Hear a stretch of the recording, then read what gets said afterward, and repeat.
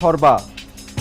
বিটিভির সাবেক general manager Mahfuza Akter, যিনি গত কয়েক বছরে দুর্নীতির প্রতীকে পরিণত হয়েছেন।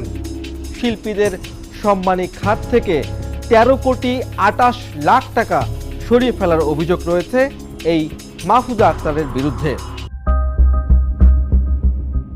এই মাহফুজা আক্তারের ক্ষমতার অপব্যবহার করে তিনি হয়েছেন শত কোটি টাকার মালিক। নিজের গ্রামের বাড়ি রংপুর থেকে শুরু করে ঢাকার বসুন্ধরা, নিকেতন সহ আবাসিক এলাকায় গড়েছেন গাড়ি বাড়ি।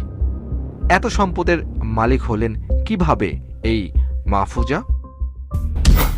২০২২-২৩ অর্থ বছরে বিটিভির রেকর্ড ভঙ্গ করে শিল্পী সম্মানী খাত থেকে ১৩ কোটি টাকার অতিরিক্ত খরচের নামে বিশাল অঙ্কের টাকা ঢাকা কেন্দ্রের হিসাব শাখার অতিরিক্ত পরিচালক আতাউর রহমান সহ